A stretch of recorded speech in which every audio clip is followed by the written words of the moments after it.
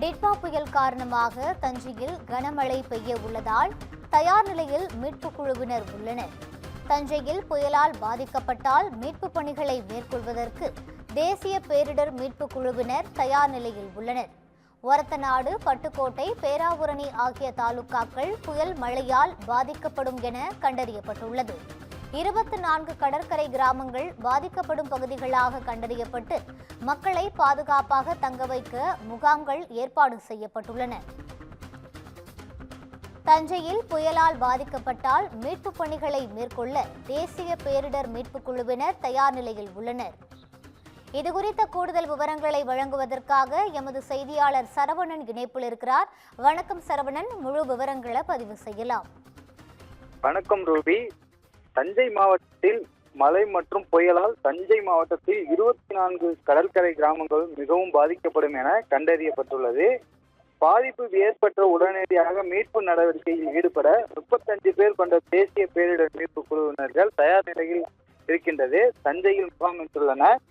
டிட்வா புயல் நாளை கரை கடக்கும் என வானிலை ஆய்வு மையம் அறிவித்துள்ளதால் தஞ்சை மாவட்டத்துக்கு மிக கனமழைக்கான ஆரஞ்சு அலர்ட் விடுக்கப்பட்டுள்ளது. இரவு முதலே மழை பெய்து வரும் நிலையில் மாவட்ட நிர்வாகம் அனைத்து முன்னெச்சரிக்கை நடவடிக்கை மேற்கொள்ளப்பட்டுள்ளது. தஞ்சை மாவட்டத்தில் ஒரத்தநாடு, பட்டுக்கோட்டை, பேராவூரணி ஆகிய 3 தாலுகா மிகவும் பாதிக்கப்படும் எனவும் கண்டறியப்பட்டுள்ளதாக கூறப்படுகிறது. அதேபோல் 24 மணி நேரமும் கடற்கரை கிராமங்களில் பாதிக்கப்படும் பகுதிகளாக கண்டறியப்பட்டு மக்களை பாதுகாப்பாக தங்க வைக்க 14 முகாம்கள் அமைக்கப்பட்டுள்ளன.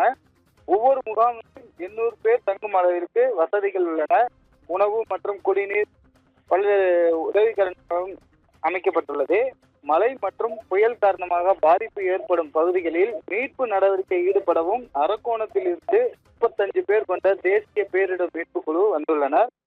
குடியிருப்பு பகுதியில் வெள்ளம் சூழ்ந்துள்ளதால் மக்களை மீட்டுக் கொண்டு ஃபைபர் படகு புயல் காரணமாக மரங்கள் முறிந்து விழுந்தாலோ போக்குவரத்து தடைப்பட்டாலோ மரங்கள் அறுப்பதற்கான மிஷினும் தயார் நிலையில் வைக்கப்பட்டுள்ளது. டார்ச், ஜெனரேட்டர் உள்ளிட்ட அனைத்து மீட்பு உபகரணங்களும் தயார் நிலையில் இருக்கின்றன.